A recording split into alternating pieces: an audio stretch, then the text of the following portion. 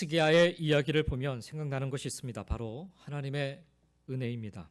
히스기야에 대한 평가를 내리기가 좀처럼 쉽지는 않습니다. 그가 놀라운 하나님의 기적을 체험한 사람이자 동시에 하나님께 또한 질책을 받은 사람이기 때문입니다. 히스기야를 통하여서 유다의 멸망이 선언되는 그런 과정을 또한 우리가 보기 때문에 그렇습니다. 히스기야가 그렇게 나쁜 사람은 아니지만 그가 하나님께 은혜를 입었던 것은 그의 자격 때문이 아닌 것만은 분명한 것 같습니다. 히스기야는 유다의 13대 왕으로 아하스의 아들이며 25세의 왕이 되어 29년간 나라를 다스린 사람입니다. 히스기야를 잘 이해하기 위해 그의 삶에 있었던 몇 가지 중요한 사건을 살펴보는 것이 좋을 것 같습니다. 한 사람의 인생과 그의 삶의 발자취는 현재의 일로 판단되는 것이 아니라 삶의 역사 속에서 일어나는 결과이기 때문이지요. 히스기야의 삶 속에 일어났던 몇 가지 사건 중에 첫 번째는 어쩌면 히스기야의 삶의 가장 충격적인 사건일 수도 있는데, 그가 유다의 왕으로 즉위한 지 6년 만인 31세 때 북이스라엘이 아수르에 의하여서 멸망하는 것을 본 것입니다. 때로는 원수였지만 또 때로는 연합하던 미워할 수 없던 형제 간의 두 나라, 북이스라엘과 남유다 아니었습니까? 예언자의 말씀대로 한 나라의 운명이 끝나는 것을 보며 히스기야는 어떤 생각, 무엇을 생각했을까요? 아마도 그가 놀란 것만큼이나 말씀대로 살지 않으면, 하나님을 두려워하지 않고 하나님을 경외하지 않으면 안 되겠다라는 생각을 그가 했을 것이고, 그러한 두려움 가운데서 그는 남유다의 종교 개혁을 단행했을 것으로 보여집니다. 히스기야는 성전을 수리하고 우상의 그 제단들을 제거하며 또 성전의 제사를 회복하였습니다. 또한 백성이 감사 제물과 첫 열매 즉 11조를 하나님께 드리도록 가르치고 교육하며 또 가장 중요한 유월절 절기를 지키도록 하였습니다. 그 결과로 예루살렘의 온 성은 큰 기쁨이 가득 차고 백성이 축복을 누리게 되었다라고 역대하는 증거하고 있습니다. 두 번째로 히스기야가 겪었던 중요한 사건 중에 하나는 아수르와의 전쟁이었습니다. 종교를 개혁하고 하나님의 축복을 누리던 유다는 그만 교만해지기 시작했습니다. 교만은 하나님 앞에서도 죄악이지만 아수르의 처지에서 봐도 더는 놔두면 안 될 것 같은 그런 경계심을 일으켰던 것 같습니다. 열왕기하 18장 13절부터 16절 말씀에 보면 히스기야 왕 제14년에 아수르 왕 사네립이 유다를 침공하게 됩니다. 이에 히스기야는 겁을 먹고 아수르 왕에게 사람을 보내 묻습니다. 어떻게 하면 당신이 군대를 무르고 돌아가겠습니까?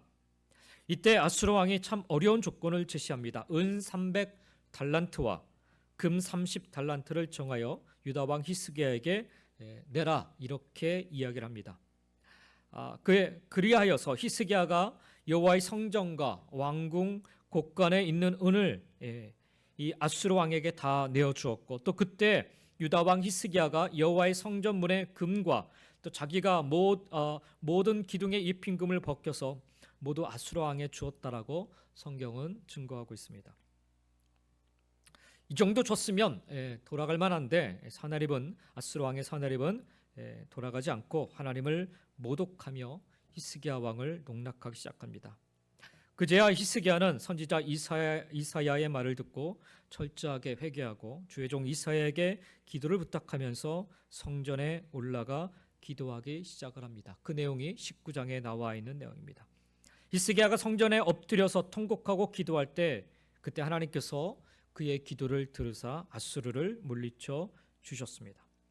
열왕기하 19장 35절에 보면 이 밤에 여호와의 사자가 나와서 아수르 진영에서 군사 18만 5천 명을 친지라 아침에 일찍 일어나 보니 다 송장이 되었다라고 기록을 하고 있습니다.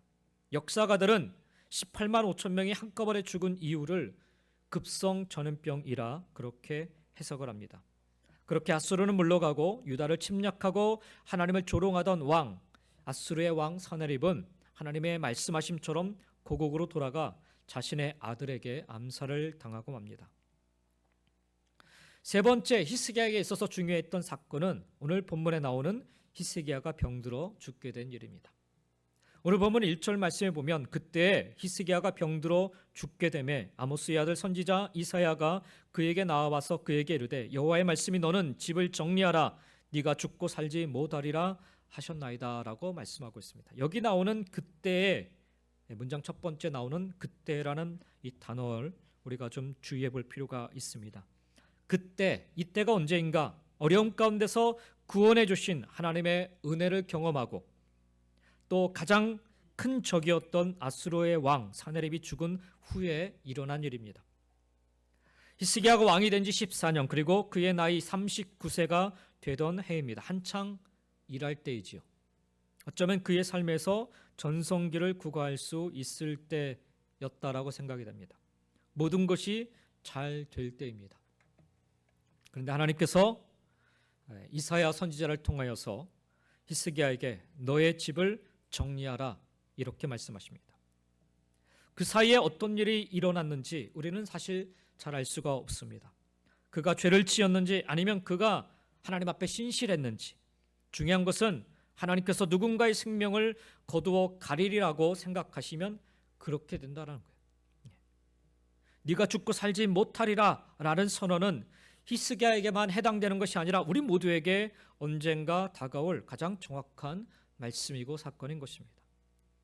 아직 저는 갈 때가 되지 않았는데요 라고 우리가 항변할 수 있지만, 하나님이 그렇게 정하시면 우리는 하나님의 부르심에 언제든 갈 수밖에 없는 그런 인생이라는 거예요. 지난 시간에도 말씀드린 것처럼 히스기야는 역대 임금 중에 다윗의 뒤를 모범적으로 잘 따른 가장 훌륭하다 칭송을 받았던 사람입니다. 그를 통하여 신앙과 이스라엘 땅의 신앙과 예배가 회복되었고 우상들이 제거되었습니다. 정치, 군사적인 면에서도 위기를 넘기며 다윗 왕의 버금가는 왕으로 평가를 받은 사람입니다. 그러나 그가 아무리 훌륭해도 그 역시 하나님의 부르심 앞에, 죽음 앞에 무력할 수밖에 없는 그런 연약하고 나약한 존재이며, 그의 삶에 찾아온 위기 가운데 하나님의 은혜를 구할 수밖에 없는 존재라는 사실입니다. 따라서 오늘 우리는 히스기야가 마주하게 된 이 문제를 통하여서 아주 중요한 신학적인 진리를 발견할 수 있게 됩니다. 그것은 바로 히스기야에게 있었던 사건은 하나님의 보편적인 은혜를 주관적 은혜로 바꾼 사건이라는 것입니다. 일반적으로 삶의 위기 가운데서 그 위기를 대하는 그 사람의 삶의 태도가 그 사람이 어떤 사람인지를 결정하는 것을 보게 됩니다. 그런 의미에서 히스기야는 자신에게 찾아온 삶의 위기에 대해 어떤 태도를 보이는가 우리가 좀 확인해 볼 수 있었으면 좋겠습니다. 첫 번째 1절에 보면은 그때 히스기야가 병들어 죽게 되며 아모스의 아들 선지자 이사야가 그에게 나와서 그에게 이르되 여호와의 말씀이 너는 집을 정리하라, 네가 죽고 살지 못하리라 라는 말씀을 그가 듣게 됩니다. 이런 말씀을 들었을 때 히스기야는 어떤 태도를 보였는가? 사람은 보편적으로 병이 들면 그 원인이 무엇인지를 생각하게 됩니다. 제가 몇 주 전부터, 지난주부터죠, 한 열흘 전부터 발가락 사이에 뜻하지 않은 그런 무좀인가요? 뭐 그게 좀 생겼어요. 그런 일이 한 번도 없었는데 아마 제가 그 여름에 그 이탈리아하고 터키를 그 무더운 날씨에 그 다녀오는 관계로 아마 그게 좀 생긴 것 같아요. 근데 사실 이렇게 이제 발에 어떤 문제가 생기면 원인을 이제 찾게 되죠. 제가 이제 지난주 금요일 날 닥터를 만나고 나서 이게 이제 어떤 거다라는 것을 확진을 받고 또 처방을 제가 받았는데, 그러면서 제가 생각해 보는 거, 이게 어떻게 해서 일어난 일인가? 우리는 어떤 병이 들면 그 원인을 우리가 좀 생각해 보고 되짚어서 생각해 보게 됩니다. 갑자기 막 배가 아프면 이게 무슨 일인가라고 우리가 되짚어 생각해 보는 그런 것들이죠. 잠시 거쳐가는 병이면 우리가 그렇게 생각할 수 있는데, 그 병이 점점 중하게 되면 심각하게 우리가 생각하게 됩니다. 원인을 찾게 되죠. 오늘 히스기야가 병들어 죽게 되매라는 말을 통해 우리가 좀 상상해 볼 수 있는 것은, 그가 병이 들어 시간이 지나면서 알게 되었는데 더 살지 못할 것이다 라는 거지요. 그런데 그런 왕에게 선지자 이사야가 와서 하는 말이 네 집을 정리하라 라는 것입니다. 대부분 사람이 죽어가는 사람들에게 주로 희망적인 얘기를 하는데 선지자가 와서 죽음을 선언해 버렸습니다. 끝이야. 너는 여기서 끝난 거야 라고 이렇게 선언한 편입니다. 한편으로는 체념할 수도 있겠지만 또 한편으로는 얼마나 화가 났겠습니까? 중요한 것은 하나님께서 선지자 이사야를 보내서 히스기야의 병과 죽음에 대해 말씀하셨다라는 것은 지금 그에게서 일어나는 일이 하나님과 관계 있는 일어나는 것이지요. 그래서 히스기야의 상황이 보편적 의례 가운데 있다라고 볼 수 있는 것입니다. 하나님과 관계되어 있기 때문에 우리가 처한 죽음의 상황, 보편적 하나님의 은혜 가운데 일어나는 사건인 것입니다. 이 말을 뒷받침하는 것은 수없이 많은 하나님의 경고가 심판을 목적으로 하지 않고 심판을 받지 않도록 돌이키라는 하나님의 안타까운 마음이 들어 있기 때문인 것입니다. 그래서 보편적인 은혜 가운데 있다라는 거예요. 그냥 자연적인 자연사를 하는 그런 상황이라면 굳이 하나님이 찾아와서 야, 너 이제 끝이야 라는 얘기를 하지 않으시죠. 보편적인 은혜와 상관이 없는 것입니다. 그러나 히스기야에게 찾아오셔서 지금 말씀하신 이것은 하나님이 그로 하여금 뭔가 특별한 목적이 있으시기 때문에 하시고 계신 말씀이라는 거예요. 그래서 보편적인 은혜 가운데 지금 이 상황에 놓여 있다라는 거예요. 우리가 히스기야를 기억하는 것은 이런 상황에서 그가 선택한 행동 때문인 것입니다. 우리는 흔히 삶의 위기 가운데서 기도하는 것은 가장 정상적인 인간의 반응이라 생각하지만 그러나 사실 그렇지 않아요. 수없이 많은 사람들이 기도보다는 원망을 택하고 있습니다. 그런데 이어지는 2절과 3절을 보시면 히스기야가 낯을 벽으로 향하고 여호와께 기도하여 이르되라고 말씀합니다. 너 끝이야. 이제 네 생명 끝났어라는 이 선언을 들었는데 불평하고 원망하는 게 아니라 낯을 벽으로 향하고 기도하는 시간을 히스기야가 갖고 있다라는 거예요. 그러면서 그가 기도하기를 여호와여 구하오니 내가 진실과 전심으로 주 앞에 행하며 주께서 보시기에 선하게 행한 것을 기억하옵소서 하고 히스기야가 심히 통곡하였다라고 성경은 말씀하고 있습니다. 여기 말씀에 보면 히스기야의 기도가 주어가 여호와, 하나님께 계속해서 기도합니다. 여호와여 주 앞에 주께서 계속해서 하나님의 이름을 부르며 그가 기도합니다.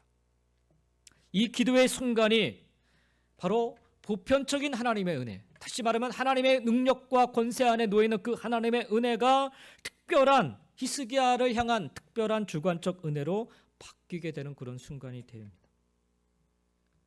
히스기야의 기도 우리가 두 부분으로 좀 나눌 수 있는데 첫 번째로는 그가 하나님의 은혜를 구한 첫 번째 정당성, 하나님 나를 좀 살려달라는 그런 기도의 정당성, 첫 번째로는 자기의 공로를 기억해달라는 거예요. 그렇게 기도하죠. 내가 진실과 전심으로 주 앞에 행하며 주께서 보시기에 선하게 행한 것을 기억하옵소서라고 기도합니다. 두 번째 기도에 해당되는 것은 히스기야의 통곡입니다. 히스기야가 심히 통곡하더라. 아주 흥미로운 것은 그의 기도에 대한 하나님의 응답입니다. 5절의 말씀에 보면 하나님께서 응답하시는데 이사야에게 이렇게 말씀하십니다. 너는 돌아가서 내 백성의 주권자 히스기야에게 이르기를 왕의 조상 다윗의 하나님 여호와의 말씀이 내가 네 기도를 들었고 네 눈물을 보았노라. 내가 너를 낫게 하리니 네가 3일 만에 여호와의 성전에 올라가겠고라고 말씀합니다. 제가 지금까지 살아오면서 들었던 이야기는 하나님께서 히스기야에 관해서 들었던 이야기는 하나님께서 히스기야의 눈물을 보셨다라는 말씀이에요. 그의 통곡을 보고 불쌍히 여겨셔서 그를 살려주셨다라는 그런 내용입니다. 히스기야의 통곡이 하나님의 마음을 돌리고 긍휼하심을 얻는 근거가 되었다라는 이야기를 제가 들었습니다. 근데 아무리 성경을 봐도 그렇게 기록되어 있지 않아요. 여러 성경의 번역본들을 봐도 기도를 듣고 listen to his prayer, 그 다음에 그의 통곡을 보셨다라고 기록되어 있습니다. 오늘 제가 여러분에게 이렇게 이야기할 수도 있을 것 같아요. 여러분, 하나님께서 히스기야의 업적이 아닌 그의 눈물을 보시고 고쳐주셨습니다. 그의 행함이 중요한 게 아니라 그의 업적이 중요한 것이 아니라 오직 하나님의 긍휼하심이 중요합니다. 핵심입니다. 이렇게 얘기할 수 있을지도 모르겠어요. 아마 그렇게 얘기하면 많은 사람들에게 큰 위안이 될 것 같습니다. 근데 성경을 자세히 들여다보면 하나님은 그의 기도, 즉 내가 진실과 전심으로 주 앞에 행하며 주께서 보시기에 선하게 행한 것을 기억하옵소서라는 그의 기도를 먼저 들으시고 또한 그의 통곡, 즉 그의 하나님을 향한 진심 어린 눈물을 하나님은 보시고 그를 살려주셨습니다. 살면서 어려움을 당하면 다들 간절한 마음으로 매달려 웁니다. 그러나 누군가의 마음을 움직이는 울음은 그의 진실된 삶이 동반된 울음이어야 합니다. 자신의 삶은 늘 거짓으로 일삼았는데 단 한 번의 울음으로 용서를 받으려 한다면 그를 과연 용서할 수 있을까요? 며칠 전에 한국의 모 은행에서 무려 3,089억 원을 횡령한 그런 혐의로 재판에 넘겨졌던 전직 간부가 징역 35년, 추징금 159억 원을 선고받았다는 기사를 보았습니다. 재판부는 이 판결을 내리면서 출소한 뒤에도 이 돈으로 이익을 누리면 안 된다라면서 중형을 선고했다고 합니다. 그런데 이 사람이요, 이 재판을 앞두고 200일 동안 매일같이 반성문을 써서 재판부에 제출했다고 합니다.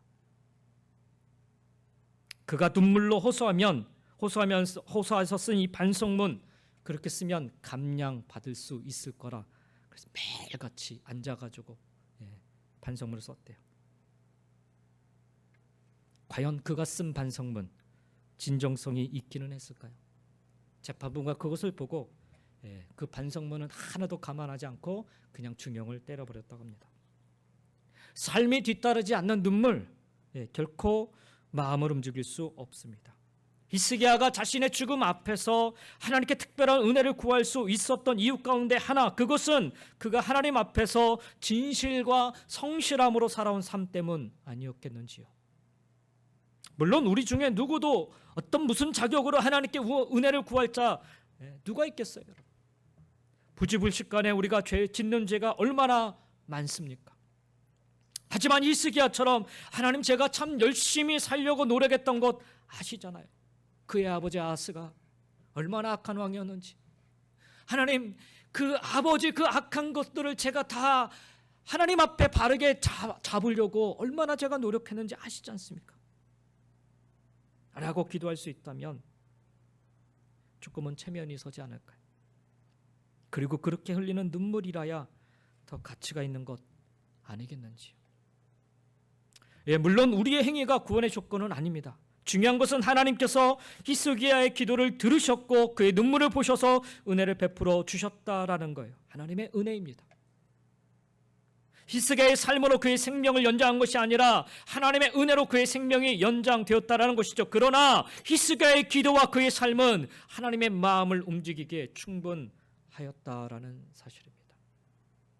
하나님은 그의 진실된 삶과 그의 기도를 보시고 기억하사 그의 생명을 연장시켜 주시는 은혜를 베풀어 주셨습니다. 삶의 위기 앞에서 우리의 기도가 그저 허공만 치는 공허한 기도가 되지 않으려면 우리의 삶이 히스기야처럼 하나님 앞에서 진실과 전심으로 사는 모습, 즉 믿는 자로서의 믿음의 행위가 따르는 모습이 함께 할 때인 줄 믿습니다. 누구에게나 삶의 위기는 다들 찾아옵니다. 그것이 가정의 문제일 수도 있고 자녀의 문제일 수도 있으며 직장 혹은 재정적인 문제일 수도 있고 일신의 건강 혹은 생명의 문제일 수도 있습니다. 그런 위기를 만나게 된다면 먼저 불평하고 원망하지 마시고 먼저 하나님께 기도할 수 있기를 간절히 축원드립니다. 히스기야와 같은 기도 우리도 들을 수 있기를 원합니다.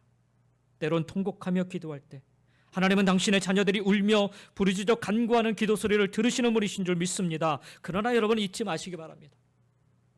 여러분의 눈물의 기도, 통곡의 기도가 하나님의 마음을 움직일 수 있으려면, 하늘의 문을 활짝 열어 젖히려면, 그렇게 하나님의 은혜를 얻으려면 적어도 하나님을 신실하게 믿는 우리의 믿음이 진실할 수 있어야 하고요, 전심으로 하나님을 믿고 의지하는 삶을 살고 있어야 합니다. 하나님을 믿지도 의지하지도 않으면서 우리가 위기가 닥치니 그저 남들처럼 하나님을 찾는다면 그것은 세상 우상을 찾고 바라며 그 앞에가 절하는 모습과 다르지 않습니다. 아니, 하나님을 그런 우상과 동급으로 취급하는 것과 같습니다. 그러하기에 허공만 치는 메아리 기도가 될 수밖에 없는 것입니다. 하나님께서 히스기야의 삶에 위기를 만나게 하시고 또 그로 하여금 하나님 앞에 엎드려 간구케 하시며 그의 기도를 들으사 응답하셔서 그의 생명을 연장시켜 주신 이유가 무엇인지, 왜 이 사실을 성경에 기록되게 하셨는지 우리는 기억할 필요가 있습니다. 히스기야의 이름의 뜻이요, 하나님은 나의 힘이십니다라는 뜻입니다.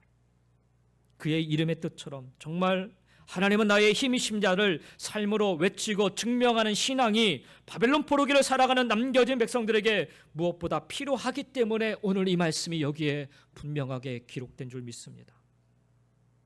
사랑하는 성도 여러분, 막연히 하나님의 은혜를 구하는 신앙으로는요, 구원을, 회복을, 부흥을 이룰 수 없습니다. 전심으로 진실함으로 하나님을 믿고 의지하는 신앙이 동반되어야 합니다. 믿지도 않는데, 의지하지 않는데 위기가 찾아오니까 하나님 도와주십시오, 이런 기도가 그래서 허공을 치는 메아리 기도가 될 수밖에 없는 거예요. 하나님의 은혜를 구하는 신앙, 적어도 구원과 회복을, 부흥을 이룰 수 있는 그런 신앙은요, 전심으로 진실함으로 하나님을 믿고 의지하는 신앙이어야 합니다. 그 믿음으로 하나님을 향하여 전심으로 구할 때, 통곡하며 간절히 구할 때 하나님의 역사가 이루어지게 되는 것입니다. 히스기야가 드렸던 기도 안에는 바로 그 내용이 담겨져 있습니다. 하나님, 제가 하나님을 전심으로 믿지 않았습니까? 하나님, 제가 하나님을 진실함으로 섬기지 않았습니까? 저 정말 그렇게 하나님을 그렇게 섬겼어요, 하나님. 그래서 통곡하며 기도할 때 하나님이 그것을 기억하시고 그의 생명을 연장시켜 주신 줄 믿습니다. 오늘 우리의 기도도 그와 같은 기도가 되기를 원합니다. 하나님은 분명 이사야 선지자를 통하여 그의 죽음을 선언하셨는데, 이것은 분명 하나님의 말씀이시고 선언이기 때문에 돌이킬 수 없는 심판과도 같은 것 아니겠는지요? 그럼에도 불구하고 하나님은 히스기야의 통곡하는 기도를 들으시고 눈물을 보시고는 하나님 당신의 뜻을 돌이키십니다. 예, 하나님은 얼마든지 하나님 당신의 뜻을 돌이킬 수 있으신 분이십니다. 이스라엘의 멸망 중에서도 하나님은 긍휼을 베푸실 수 있는 분이시고, 진노 중에서라도 하나님의 은혜로 구원을, 회복을, 그리고 부흥을 이루게 하실 수 있으신 분이십니다. 그 하나님의 은혜를 기억하며 그 하나님의 은혜를 구하는 저와 여러분 모두가 되시기를 주의 이름으로 간절히 축원드립니다. 그 은혜를 얻기 위해 오늘 우리는 히스기야처럼 하나님 앞에 서 있는 자로, 하나님 앞에서 살아가는 자로, 하나님을 두렵고 떨리는 마음으로 진실함과 전심으로 그렇게 하나님을 경외하며 살아가기를, 무엇보다도 뜨겁게 하나님을 의지하며 그 앞에서 통곡할 정도의 겸손한 마음으로 살아가시기를 예수님의 이름으로 간절히 축원드립니다. 하나님의 은혜를 구하며 사셔야 됩니다. 이처럼 하나님의 은혜를 구했던 히스기야 왕이었습니다. 그런데 그 은혜를 기억하고 마지막까지 인생 유종의 미를 잘 거두었으면 참 좋았을 텐데요, 안타깝게도 그 이후의 삶이 보기에 그다지 아름답지 않았습니다. 이렇게 기도의 응답을 받고 15년 동안 생명이 연장을 받고 놀라운 기적을 체험한 히스기야 왕이었음에도 불구하고 그는 끝까지 하나님의 사람으로 살지 못하고 맙니다. 왜 그랬을까? 히스기야가 하나님의 은혜를 구하며 자신의 삶을 내놓을 수 있었던 것은 참 감사한 일인데, 혹시 그는 자신의 이 기도 응답에 대해 착각을 하고 있지는 않았을까요? 기도하니까 기도대로 착착 다 이루어졌잖아요. 아수르의 군대가 하루아침에 다 죽어버리고, 기도하니까 자신의 죽을 수밖에 없는 이 질병에서 치유함을 받아서 15년 생명 연장 받았잖아요. 이렇게 하나님께 기도하니까 착착 응답을 받으니까 그가 착각하지 않았을까요? 그가 기도했던 것처럼 그의 공로 때문인 줄 알고 자기 교만에 빠진 것은 아니었을까? 이게 꼭 히스기야만의 문제는 아니라 생각합니다. 저와 여러분의 문제이기도 합니다. 신앙생활하면서 하나님의 은혜를 많이 받았음에도 불구하고 어느 순간 이 은혜를 놓치고 말 때가 얼마나 많은지. 히스기야에 대한 하나님의 평가가 역대하 32장 24절 이하에 나오고 있습니다. 제가 좀 말씀을 읽어보면, 그때 히스기야가 병들어 죽게 되었으므로, 오늘 본문과 똑같은 내용입니다. 역대하 32장 24절 이해합니다. 그때 히스기야가 병들어 죽게 되었으므로 여호와께 기도하며 여호와께서 그에게 대답하시고 또 이적을 보이셨으나, 이때 보여주셨던 이적은 해가 10도 뒤로 물러가는 그런 이적입니다. 이 이적을 보이셨으나 히스기야가 마음이 교만하여 그 받은 은혜를 보답하지 아니하므로 진노가 그와 유다와 예루살렘에 내리게 되었더니, 히스기야가 마음의 교만함을 뉘우치고 예루살렘 주민들도 그와 같이 하였으므로 여호와의 진노가 히스기야의 생전에는 그들에게 내리지 아니하니라 라고 말씀합니다. 여기 25절 말씀에 보면은 마음이 교만하여 라고 기록되어 있는데, 그 교만의 증거가 무엇인가 우리 성경을 통해 확인해 볼 수 있습니다. 그 당시 히스기야가 병이 들었다라는 말을 듣고 바벨론의 왕, 오늘 본문 열왕기하 20장 중간 이후의 부분에 나오는 내용들입니다. 히스기야가 병이 들었다는 말을 듣고 바벨론의 왕 부르닥 발라단이 편지와 예물을 히스기야에게 보냅니다. 이 당시 바벨론은 막 신흥 강국으로 막 자라가고 성장하고 있었던 그런 때입니다. 아직은 아시리아가 강대국이었어요. 그래서 어떻게 보면은 남유다와 어떤 그런 연합 전선을 펴서 아시리아를 견제하기 위한 그런 과정으로 이 사절단을 보낸 것 같아 보이기도 합니다. 그런데 병이 나은 히스기야는요, 이 사자들에게, 바벨론으로부터 온 이 사자들에게 자기 왕궁의 모든 보물을 보이며 자랑을 합니다. 병이 나은 히스기야의 마음이 교만하여져서 하나님을 높이기보다는 자기가 쌓은 업적을 자랑한 그런 모습입니다. 사람이 참 간사하지 않습니까? 눈물을 흘리며 하나님의 은혜를 구하고 그 나음을 얻었는데 낳자마자 자기 자랑에 치우치는 모습입니다. 하나님은 이런 교만을 참지 않으시는 분이십니다. 교만한 자의 목을 꺾으시는 분이십니다. 그래, 하나님의 진노가 임합니다. 히스기야가 믿음이 있었던 사람인 것은 그 순간에 바로 회개하고 교만함을 뉘우치고, 26절에 보면 교만함을 뉘우쳤다라고 되어 있는데, 교만함을 뉘우치고 그가 하나님께 돌이킵니다. 이 교만이라는 것, 우리가 조금만 방심해도 찾아옵니다. 물론 우리에게 삶으로 드러나는 모습, 믿음의 모습, 공로가 있어야 합니다.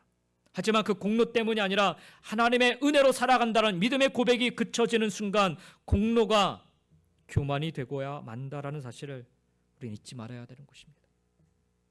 물론 우리의 공로로 하나님의 은혜를 받는 것은 아니지만, 그렇지만 하나님의 은혜를 입은 자들이 보여줘야 할 것이 바로 믿음의 공적을 쌓아가는 모습이라 생각되어집니다.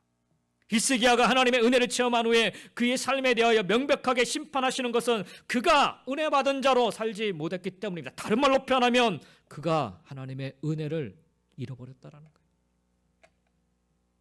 따라서 우리는 히스기야 왕을 통해 하나님의 뜻을 깨달을 수 있어야겠습니다. 우리의 눈물을 보시지만 우리의 삶도 보시는 하나님, 그러나 우리의 삶을 내세우기 원치 않으시고 끝까지 하나님의 은혜를 구하기를 원하시는 하나님의 뜻이라는 것입니다. 히스기야는 하나님의 은혜를 구하였고 그 결국에 그 은혜를 받았어요. 은혜에 대한 확답으로 해 그림자가 10도 뒤로 물러가는 기적 또한 하나님께서는 보여주셨습니다. 얼마나 놀라운 기적입니까? 그런데 정작 중요한 것은 이런 기적이 아니에요. 기적을 통해 만난 하나님을 끝까지 잃어버리지 않고 놓치지 않고 살아가는 것, 그것이 바로 진정한 기적인 것입니다. 자신에게 일어난 이 놀라운 기적에 취해서 하나님을 잃어버리는 순간, 기적은 결국 자기 자신에게 독이 되고야 만다라는 사실을 우리는 오늘 히스기야의 이 은혜 잃어버리는 이 사건을 통해 깨달을 수 있어야겠습니다. 히스기야의 이 모습을 보면서 이런 상황을 상상해 보았습니다. 두 사람에게 각기 푸짐한 선물을 나누어 주었는데 그중 한 사람은 자기 손에 들려있는 그 선물만 만지작거리며 쳐다보고 있어요. 또 다른 한 명은 자기 손에 들려있는 그 선물을 잠시 쳐다보더니 이내 시선을 돌려서 그 선물을 준 사람을 쳐다보고 있습니다. 이 두 사람의 모습 중에 어떤 모습이 더 아름다워 보이는지요? 물론 후자의 모습입니다. 선물을 받고서 선물을 쳐다보기보다는 그것을 준 사람을 쳐다보아야 합니다. 도대체 누구길래 나에게 이런 은혜를 베풀어 주셔서 이런 선물을 주셨는가 하면서 선물 준 사람을 감사의 눈빛으로 쳐다볼 수 있어야 합니다. 그러나 여기 선물을 준 자보다 선물만 쳐다보고 있었던 자가 있었어요. 성경은 이것을 우리에게 바로 교훈해 주고 있는 것입니다. 남유다 왕 히스기야가 바로 그런 경우였습니다. 아니, 이스라엘 백성들이 그런 경우였어요. 가장 명확한 표현이 듯합니다. 히스기야가 받은 선물이 얼마나 귀합니까? 이스라엘이 받았던 선물이 얼마나 귀합니다. 히스기야 인생에서 잊지 말아야 될 가장 귀한 것이 있다면 은혜를 베풀어 주신 하나님의 얼굴을 끊임없이 바라보는 것입니다. 그런데 히스기야는 그 하나님의 얼굴을 향하지 않고 자신이 받은 은혜의 선물을 즐겼던 것 같습니다. 은혜를 잊어버리는 사람들의 특징이 있습니다. 자신이 누리고 있는 것을 은혜라 생각하지 않고 자신의 공로라고 생각하는 것입니다. 하나님께서 은혜를 베푸시는 때와 은혜를 거두어 가시는 때는 아주 명확하게 구분이 됩니다. 히스기야가 죽을 병에서 병 고침을 받고 10여 년의 생명이 연장될 수 있었던 것은 그의 겸손함과 눈물 때문이었습니다. 또 한편 히스기야에게 하나님께서 엄청난 부귀와 영화를 주셨습니다. 이것도 하나님의 은혜입니다. 이렇게 히스기야가 하나님의 은혜를 누리고 있을 때 바벨론의 손님들은 왜 왔어요? 히스기야가 병들었다가 나았다함을 듣고서 왔어요. 도대체 어떤 비결이 있길래 나았는가 듣고 싶어서 왔을 수도 있습니다. 그렇다면 이제 히스기야는 자기의 병을 고쳐주신 하나님을 자랑하고 소개해야 마땅하지 않겠습니까? 하나님을 간증해야 하지 않습니까? 내가 하나님을 향하여서 이렇게 기도하였더니 하나님께서 내게 생명을 15년이나 더 연장시켜 주셨습니다. 그 증거로 해를 10도나 뒤로 물러가게 하셨습니다. 그 하나님을 찬양하고 그 하나님을 간증하며 그 하나님의 은혜를 높여야 되지 않겠습니까? 자신에게 재물도 주시고 자신의 생명을 15년 연장해 주신 그 하나님의 은혜에 대한 감사한 마음이 충만하였다면 어찌 바벨론 사자들에게 하나님에 관해서 이야기하지 않았겠는지요. 어찌 보면 하나님이야말로 히스기야의 인생에 있어서 가장 소중한 보화인데 하나님께서 그의 전부가 되시는데 안 그렇습니까, 여러분? 그러나 히스기야는 그의 심중에 은혜를 베풀어 주신 하나님에 대한 생각이 별로 없었던 것 같아요. 다급히 하나님께 엎드렸는데 막상 15년 연장 받고 나니까 1년, 2년이 아니라 15년 연장 받고 나니까 하나님을 자랑하기보다는 자기 왕궁 안에 있는 보물만 보여주며 자랑했던 것입니다. 다른 말로 표현하면 선물을 주셨는데 선물만 바라본 것입니다. 이 선물을 준 사람이 누구인지, 왜 이렇게 은혜를 베풀어 주셨는지를 생각하지 않고 오직 눈앞에 있는 물질에만 마음이 가 있었던 것입니다. 이것을 하나님은 그가 교만하였다라고 보신 것입니다. 이 교만의 결과가 무엇인가? 하나님의 은혜를 잃어버린 결과가 무엇인가? 열왕기하 20장 14절부터 18절의 말씀에 보면 이렇게 적혀 있습니다. 선지자 이사야가 히스기야 왕에게 나와 그에게 이르되 이 사람들이 무슨 말을 하였으며 어디에서부터 왕에게 왔나이까? 히스기야가 이르되 그들이 먼 지방 바벨론에서 왔나이다 하니 이사야가 이르되 그들이 왕궁에서 무엇을 보았나이까? 히스기야가 대답하되 내 궁에 있는 것을 그들이 다 보았나니 나의 창고에서 하나도 보이지 아니한 것이 없나이다 하더라. 이사야가 히스기야에게 이르되 여호와의 말씀을 들으소서. 여호와의 말씀의 날이 이르리니 왕궁의 모든 것과 왕의 조상들이 오늘까지 쌓아두었던 것이 바벨론으로 옮긴 바 되고 하나도 남지 아니할 것이요 또 왕의 몸에서 날 아들 중에서 사로잡혀 바벨론 왕궁의 환관이 되리라 하셨나이다. 얼마나 무서운 선언입니까? 다 빼앗긴다는 말입니다. 다 빼앗아 가신다는 말이에요. 주신 선물만 집착하며 쳐다보고 이것을 주신 하나님을 생각도 안 하니 다 빼앗아 가신다라고 선언하십니다. 이것이 얼마나 잘못되고 어리석은 모습입니까? 나에게 시간도 주시고 생명도 주시고 자녀도 주시고 건강도 주시고 모든 것을 다 하나님이 주셨습니다. 우리가 깨달아야 할 것은 나에게 주신 그러한 내용물보다도 모든 것을 주신 하나님이 훨씬 더 중요하다는 사실이에요. 그러므로 하나님께 감사하고 영광 드리는 것이 바로 바른 믿음이고 바른 신앙인 것입니다. 그런데 우리의 믿음이, 우리의 신앙이 어떻게 변질되어 가는지, 주신 하나님보다 주신 축복에 더 관심이 많아요. 그저 축복만 바라보지 축복의 근원 되신 하나님은 잘 쳐다보지 않습니다. 하나님에게 관심이 없어 보입니다. 이렇게 변질되어 가는 모습이 참으로 안타깝습니다. 사랑하는 성도 여러분, 하나님께 영광 돌리고 하나님께 감사하며 사는 것이 하나님의 백성의 모습이고 하나님의 자녀의 모습입니다. 이렇게 사는 것이 성경의 모습, 성경의 진리대로 사는 그런 모습인 것입니다.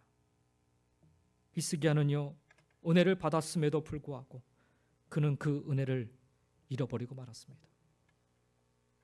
그러나 히스기야는 그 은혜를 되찾아야만 했습니다. 우리도 마찬가지예요, 여러분. 오늘 우리의 시선을 우리가 받은 축복, 나에게 있는 건강, 나에게 주어진 환경, 이런 것에 두지 마시고 오롯이 하나님만을 향할 수 있기를 원합니다. 이것이 바로 우리가 되찾아야 할 은혜인 것입니다. 왜 히스기야 때 유다의 멸망을 하나님이 선언하셨는가?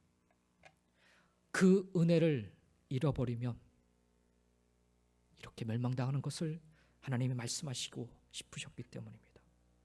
바벨론 포로를 살아가는 백성들에게 주시고자 하는 메시지입니다. 왜 우리가 이렇게 고통을 당해야 됩니까? 은혜를 잃어버렸기 때문이다 라는 거예요. 주신 건강, 주신 축복을 다시 다 걷어가신다 하여도 그 모든 것을 주관하시는 하나님만 온전히 바라볼 수 있기를 원합니다. 그것을 잃어버릴 때 우리는 유다가 멸망했던 것처럼 다 잃어버릴 수밖에 없어요. 그러나 그 은혜를 다시 한번 우리가 소중히 여기고 되찾을 때, 내 손에 주어진 것이 아니라 하나님이 내게 주신 것, 그 하나님을 바라보며 살아갈 때 하나님은 잃어버린 것조차도 하나씩 하나씩 다시 되찾하여 주신다라는 거예요. 바벨론 포로를 살아갔던 백성들이 이 소망을 가졌을 때, 그래서 그들이 내 손에 가진 것이 아무것도 없어도 하나님을 바라보며 하나님 말씀으로 그들이 다시 한번 체험을 받을 때, 잃어버린 그 은혜를 그들이 다시 회복하여 나갈 때 정말 기적과도 같이 바벨론 포로에서 그들이 돌아올 수 있었고, 예루살렘 땅을 다시 한번 회복할 수 있었고, 이스라엘이 다시 회복되어 세워질 수 있었다는 사실입니다. 욥기서 1장 21절 22절에 그런 고백을 하죠. 주신 이도 여호와시오, 거두신 이도 여호와이시오니 여호와 이름이 찬송을 받으실지니라. 이 고백을 할 때가 어떤 때인 줄 아십니까? 다 잃어버렸을 때. 욥이 다 잃어버렸을 때, 자기 재물도 자기 자녀도 다 잃어버렸을 때 욥이 이 고백을 드립니다. 주신 이도 여호와시오, 거두신 이도 여호와시니. 그러면서 하는 일이 여호와의 이름이 찬송을 받으실지라. 내 손에 있는 것을 욥은 바라보지 아니하고 그것을 주시니 하나님을 바라보며 그는 그 고난의 시대를 겪어 나갔습니다. 그래서 이 모든 일에 욥이 범죄하지 아니하고 하나님을 향하여 원망하지 아니하였다라고 성경은 증언하고 있습니다. 그렇습니다. 하나님이 답입니다. 주신 이도 하나님이시고 거두신 이도 하나님이십니다. 이 믿음을 고백할진대 우리는 하나님의 은혜 안에 살게 될 것이며, 혹 그 은혜를 잃어버렸다 할지라도 다시금 되찾을 수 있게 되는 줄 믿습니다. 어떻게 잃어버린 땅을 다시 되찾을 수 있었을까요? 하나님을 다시 붙잡으니까, 하나님을 다시 찾으니까. 그들이 잃어버렸던 은혜는 땅이 아니었고요, 사람들이 아니었고, 물질이 아니었습니다. 건강이 아니었고, 그들이 잃어버렸던 것은 하나님이었어요. 그 잃어버린 은혜를 그들이 다시 한번 붙잡고 찾으니 그 땅을 다시 회복할 수 있었고, 다시 회복할 수, 부흥할 수 있게 된 줄 믿습니다. 오늘 우리에게도 이 은혜가 꼭 필요한 줄 믿습니다. 잃어버린 은혜 다시 되찾는 저와 여러분 모두가 되시기를 간절히 축원드립니다. 오늘 히스기야의 모습을 통해 우리가 잊지 않고 하나님 우리도 잃어버릴 수 있는데 이 잃어버린 은혜를 다시 한번 되찾는 하나님 우리의 삶이 되게 도와주시옵소서. 그렇게 기도하며 간구하는 그리고 다시 한번 회복되어지는 저희들 모두가 되기를 주의 이름으로 간절히 축원드립니다. 기도하겠습니다.